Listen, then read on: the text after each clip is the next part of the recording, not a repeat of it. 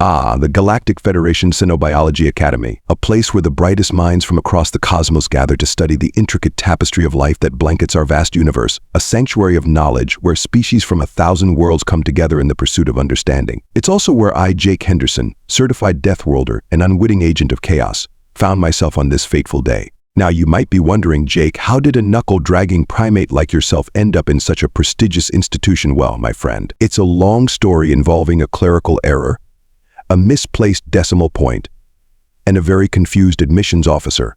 But that's a tale for another time.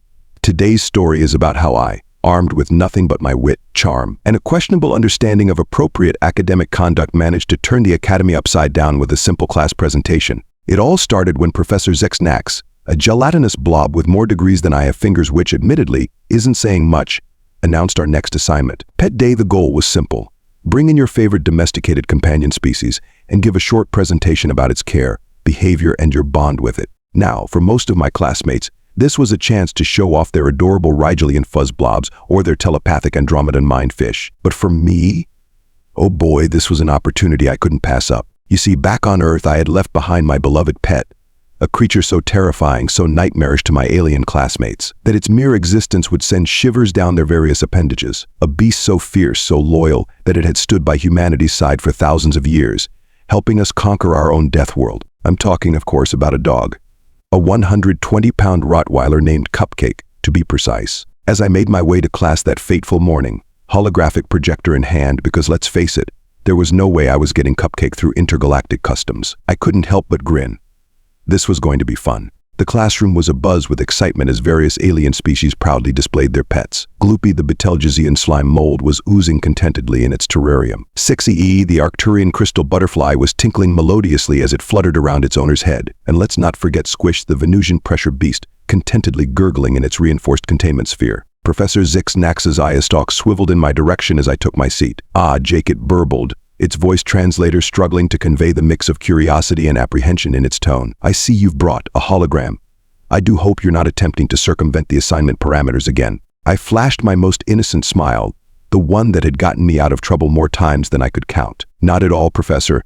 I simply couldn't bring my actual pet due to quarantine regulations. But I assure you, this hologram is a perfect representation of my loyal companion back on Earth. The professor's gelatinous form rippled skeptically, but it gestured for me to take my place at the front of the class. As I made my way to the presenter's podium, I could feel the eyes and various other sensory organs of my classmates upon me. The air was thick with anticipation, and in the case of Gloopy's owner, a faint smell of swamp gas. I cleared my throat dramatically, savoring the moment. Fellow students, esteemed professor, honored guests, I began, nodding to the class pet rock in the corner. You never know who might be sentient in this place. Today, I have the pleasure of introducing you to a creature that has been humanity's faithful companion for millennia. A beast of unparalleled loyalty, strength, and I paused for effect, ...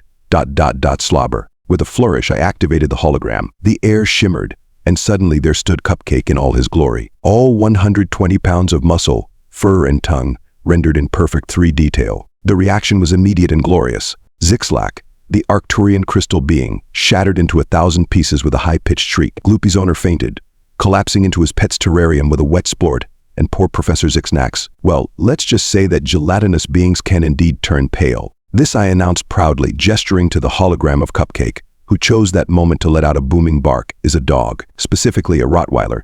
His name is Cupcake. The class erupted into chaos. Tentacles flailed, wings fluttered, and in one memorable case, a Jovian gas bag student inflated to twice his normal size before shooting around the room like a deflating balloon. But I, dear reader, was on a roll. Now I know what you're thinking, I continued, raising my voice over the pandemonium. Jake, surely this is some kind of apex predator from the depths of your death world, and you'd be, well, kind of right. But Cupcake here is as gentle as a lamb. Mostly. I clicked a button, and the hologram changed to show Cupcake playing with a chew toy, his massive jaws clamping down on the squeaky rubber with enough force to make several of my classmates wince. Dogs have been bred by humans for various purposes over thousands of years, I explained, warming to my subject. Some for hunting, some for herding, and some like our friend Cupcake here for protection and companionship. Another click, another image. This time, Cupcake was curled up on a sofa, his head resting on the lap of a smiling human child. All this elicited from the class was surprisingly universal, transcending species boundaries. Who knew that cute was a galactic constant? But make no mistake, I continued, my voice taking on a more serious tone. While dogs are our friends, they are also formidable creatures. Their ancestors were wolves, apex predators that hunted in packs and could bring down prey many times their size. The hologram shifted again, this time showing a pack of wolves taking down a moose. The class collectively gasped, and I'm pretty sure I saw Gloopy try to squeeze himself further into his terrarium. But here's the really interesting part, one said, leaning in conspiratorially. Humans didn't just tame these creatures. We formed a symbiotic relationship with them. We evolved together. I clicked through a series of images showing the progression from wolf to modern dog breeds, explaining as I went. Over time, dogs developed the ability to read human facial expressions and body language. They can understand pointing gestures, something even our closest primate relatives struggle with. And humans? We developed a hormonal response to dogs. Looking into a dog's eyes releases oxytocin in our brains, the same hormone released when a mother looks at her baby. The class was rapt now, fear giving way to fascination. Even Professor Zixnax had stopped quivering long enough to extend an eye stalk for a better look. But wait, chirped 6E, the Arcturian butterfly student, her crystalline wings tinkling nervously. If these creatures are so formidable, how do you control them? Surely they must be kept in reinforced enclosures like Squish over there. She gestured to the Venusian pressure beast, still happily gurgling in its containment sphere. I couldn't help but laugh. Control them? Oh, my dear 6E, you misunderstand. We don't control dogs, we befriend them. The hologram changed again, this time showing me and Cupcake playing fetch in a park. The class watched in horror and fascination as I threw a stick and Cupcake thundered after it, his powerful legs propelling him at speeds that made several of my zero-G-adapted classmates look distinctly queasy. But those teeth, sputtered Zorn, a Betelgeusian student whose species communicated primarily through bioluminescence. His spots were flashing in what I assumed was a pattern of extreme distress. Those jaws could crush bones. You're absolutely right, Zorn, I nodded sagely. Cupcake here could probably bite through the hull of a small spacecraft if he put his mind to it. But he doesn't, because he's a good boy. Aren't you, Cupcake? Yes, you are. The holographic Cupcake responded to my baby talk by wagging his tail so hard his entire rear end wiggled. Several of my classmates cooed despite themselves. You see, I continued, the key to living with a dog isn't about control or dominance. It's about mutual respect, trust, and love. Dogs are pack animals, and when they live with humans, we become their pack. I clicked through more images. Cupcake as a puppy, Cupcake in a silly Halloween costume, Cupcake sleeping on my bed with all four paws in the air. Now let's talk about the care and feeding of these magnificent beasts, I said, rubbing my hands together with a grin that made Professor Zixnax's eye stalks quiver apprehensively. First off, diet. Dogs are omnivores, but they have a carnivorous bias. In the wild, their ancestors would hunt and eat pretty much anything they could catch: deer, rabbits, even bears if they were hunting in a pack. I paused, enjoying the looks of horror on my classmates' faces. But don't worry. Domestic dogs have adapted to eat a more varied diet. Commercial dog food is formulated to meet all their nutritional needs. Of course, Cupcake here has always been partial to a nice, juicy steak. The hologram obligingly changed to show Cupcake devouring a raw T-bone steak with gusto. The wet sounds of tearing meat and crunching bone filled the classroom. Gloopy, who had just managed to regain consciousness, promptly fainted again. Moving on to exercise, I continued blithely, as if I hadn't just traumatized half the class. Dogs need plenty of physical activity to stay healthy and happy. A bored dog is a destructive dog after all. The hologram shifted to show Cupcake on one of our morning runs. My classmates watched in a mix of awe and terror as the muscular canine easily kept pace with me, tongue lolling out as we jogged through a forest trail. But it's not just about physical exercise, I explained. Dogs are intelligent creatures and need mental stimulation too. Puzzle toys, training sessions, even simple games like fetch can help keep their minds sharp. I demonstrated with a series of holograms showing Cupcake performing various tricks, sitting, staying, rolling over, and even more complex behaviors like bringing me specific items on command. Now I know what you're thinking, I said, noting the mix of fascination and horror on my classmates' faces. Jake, surely creatures this intelligent must be some kind of bioengineered superweapon, but I assure you, this is all natural. Well, as natural as thousands of years of selective breeding can be. Anyway, Professor Zixnax, who had been uncharacteristically quiet up to this point, finally found its voice. But Mr. Henderson, it burbled, its translator struggling to convey its mix of fear and academic curiosity. Surely such creatures must be dangerous to keep in a domestic setting. I grinned, having anticipated this question. Excellent point, Professor. Like any animal, dogs can indeed be dangerous if not properly trained and socialized. But here's the thing. Dogs have an innate desire to please their human companions. With proper training, they can be incredibly gentle and well-behaved, even around small children. The hologram shifted to show Cupcake gently playing with a toddler, carefully taking a treat from the child's small hand. The class collectively held their breath, or whatever passed for breathing among the more exotic species. Of course, I added casually, they can also be formidable protectors when needed. With another click, the The hologram changed to show Cupcake in full guard dog mode, teeth bared and hackles raised as he confronted an unseen threat. The booming bark that accompanied the image made several of my classmates jump or float or vibrate, depending on their particular biology. But Mr. Henderson piped up 6EE, her crystalline wings tinkling nervously. What about waste management? Surely creatures of this size must produce copious amounts of excrement. I couldn't help but laugh.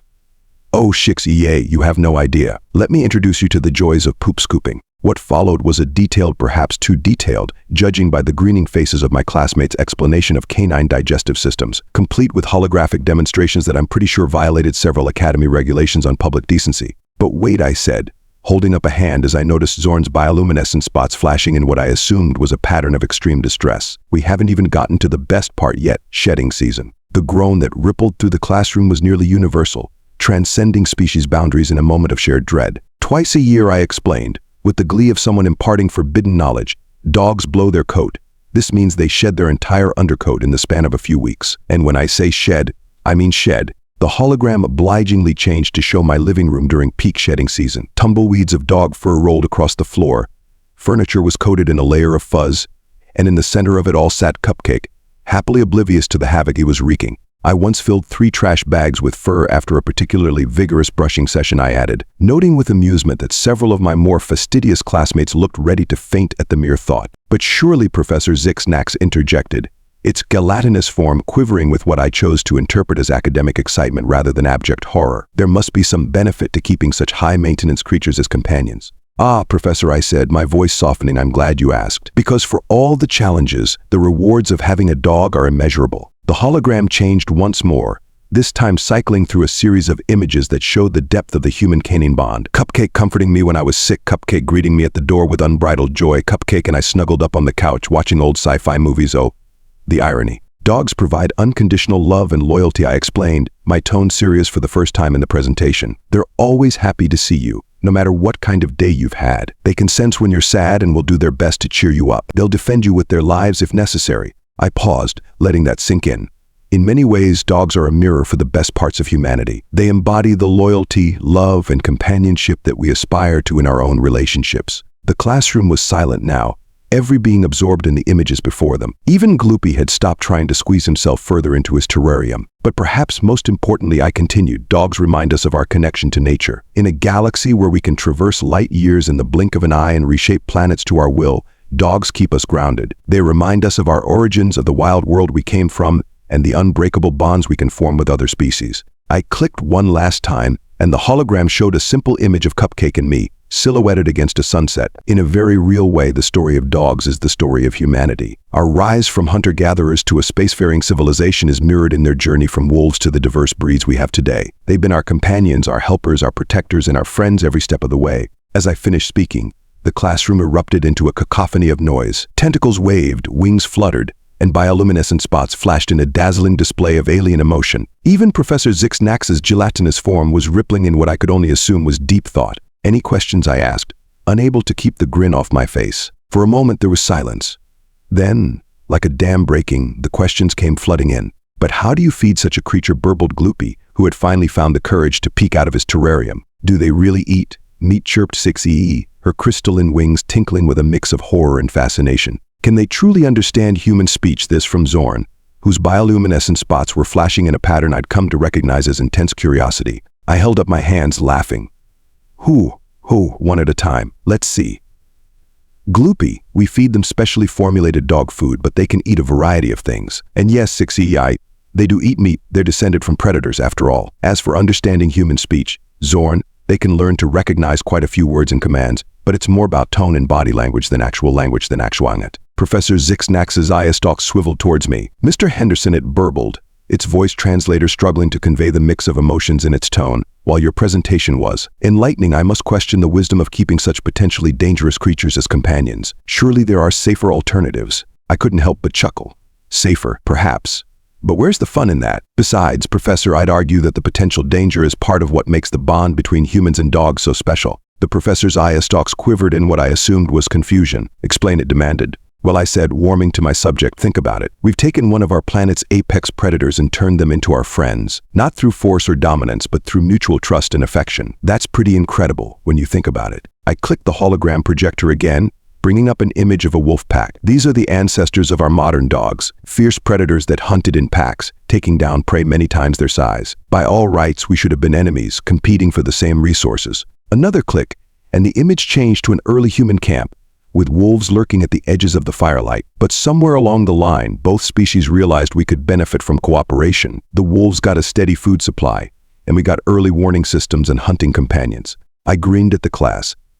It's a testament to both human ingenuity and canine adaptability. We saw the potential for partnership in one of our most feared predators, and they saw the same in us. 6i's crystalline wings tinkled as she raised what passed for a hand among her species. But Mr. Henderson, surely such a partnership is no longer necessary in your technologically advanced society. Ah, but that's where you're wrong, my sparkly friend, I said, wagging a finger. Sure, we may not need dogs for hunting or guarding our camps anymore, but the bond we formed goes far beyond mere utility. I brought up a series of images on the hologram: service dogs guiding the blind, search and rescue dogs digging through rubble, therapy dogs comforting sick children. Dogs have adapted alongside us, finding new ways to be useful in our modern world. But more than that, they provide something that no technology can replicate: genuine, unconditional love and companionship. The class was silent, absorbing this. Even Professor Zixnax seemed to be considering my words, its gelatinous form rippling thoughtfully. Besides, I added with a grin, have you ever tried to play fetch with a robot? It's just not the same. This elicited a ripple of laughter from the class, or at least the various species equivalents of laughter. I heard chitters, burbles, and in Zorn's case, a dazzling light show. But Mr. Henderson gloopy gurgled, his slimy form quivering with what I hoped was excitement rather than fear. How do you bond with such a creature? They seem so different from us. I smiled, glad for the opportunity to drive my point home. That's the beauty of it, gloopy. Dogs may be a different species, but in many ways they're not so different from us. They feel joy, fear, love, excitement. They can be silly or serious, lazy or energetic. Getting to know a dog is like getting to know a person. Each one has their own unique personality. I brought up a new hologram, this one showing a montage of Cupcake's various moods, playing exuberantly in a park, sleeping contentedly on the couch, giving me the sad eyes when begging for treats, standing alert and protective when a stranger approached our house. Bonding with a dog is about spending time together, learning each other's quirks and habits. It's about shared experiences, going for walks, playing games, cuddling on the couch. It's about trust, trusting them not to hurt you despite their strength, and earning their trust in return. I paused, looking around at my classmates. Their alien faces were hard to read, but I could sense a shift in the room's atmosphere. The initial fear and shock had given way to genuine curiosity, and dare I say it, a touch of envy. In many ways, I continued, having a dog is like having a friend who never judges you, who's always happy to see you, and who loves you unconditionally. They don't care if you're having a bad hair day, if you've put on a few pounds, or if you've just failed an important exam. To them, you're always perfect. Professor Zixnax's eye stalk swiveled towards me, quivering slightly. But surely, Mr. Henderson, such one-sided affection must be unsatisfying. How can a creature incapable of complex communication truly be a companion? I couldn't help but laugh. Oh, Professor, you'd be surprised at how complex dog communication can be. They may not speak our language, but they have their own rich vocabulary of barks, whines, growls, and body language. Learning to understand your dog is like learning a new language. It takes time and patience, but it's incredibly rewarding. I brought up a new hologram, this one showing a series of dog postures and expressions. See this? Ears back, tail tucked, crouching low. This dog is scared or submissive. But this one, ears forward, tail high and wagging, mouth open in a smile.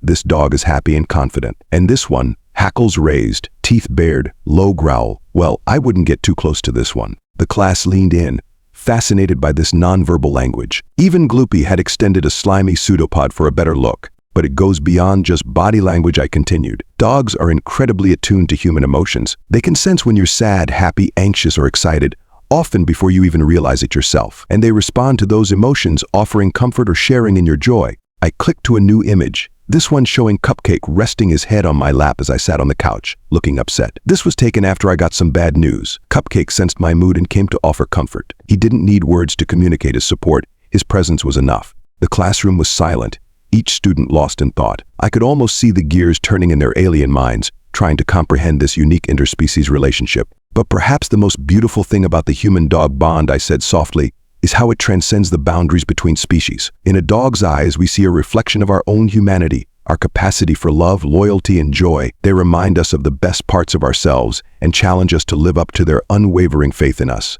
I brought up one final hologram, a simple image of Cupcake and me, forehead to forehead, eyes closed in a moment of quiet connection. In a universe that can often seem vast and indifferent, dogs remind us of the power of connection, of the joy that can be found in simply being present with another living being. They teach us patience, empathy, and unconditional love. In short, they make us better humans. As I finished speaking, the classroom erupted into a cacophony of noise. Tentacles waved, wings fluttered, and bioluminescent spots flashed in a dazzling display of alien emotion. Even Professor Zixnax's gelatinous form was rippling in what I could only assume was deep thought. Any final questions, I asked, unable to keep the grin off my face. For a moment there was silence. Then, to my surprise, it was Gloopy who spoke up. "Mr. Henderson," he gurgled, his slimy form quivering with what I now recognized as excitement. Do you think a dog could ever bond with a non-human species, with beings like us?" I felt my heart swell with unexpected emotion. In that moment I saw not a classroom full of aliens, but a group of sentient beings united by a universal desire for connection and companionship. "You know what, Gloopy," I said softly, "I think they just might. After all, if dogs can bridge the gap between wolves and humans, who's to say they couldn't do the same for other species? It might take some time and a lot of patience, but I believe the capacity for interspecies friendship is there." I looked around the classroom, meeting the eyes and other sensory organs of each of my classmates. "In fact, I have a proposal. How would you all like to meet Cupcake? For real, I mean, not just as a hologram." The response was immediate and overwhelming. Tentacles waved in excitement, wings fluttered, and even Professor Zixnax's eyes talks quivered with what I chose to interpret as enthusiasm. "Excellent," I beamed. "I'll make the arrangements. But fair warning, he's a lot bigger in person, and he has a tendency to get a bit slobbery when he's excited. But don't worry, it's all part of the charm." As the class broke into excited chatter, discussing the prospect of meeting a real, live-Earth dog, I couldn't help but feel a sense of pride. In my own small way, I was bridging the gap between species, fostering understanding and curiosity where there had once been fear and misconception. Who knows?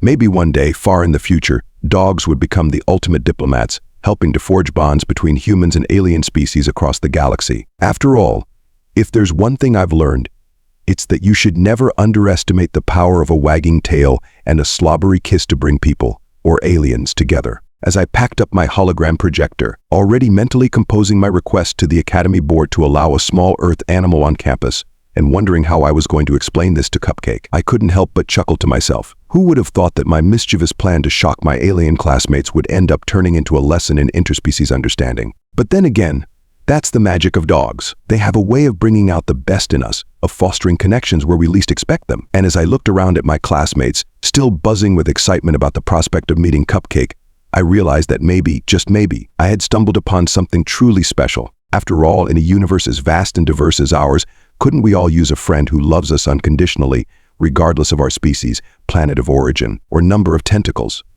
As Professor Zixnax dismissed the class, its voice translator struggling to convey its mix of trepidation and curiosity, I couldn't help but smile. This was going to be interesting. Very interesting indeed. And somewhere back on Earth, blissfully unaware of his new role as an interstellar ambassador, Cupcake was probably chasing squirrels in the backyard, or napping on the couch, or maybe just waiting patiently by the door for his human to come home. Because that's what dogs do. They wait. They love.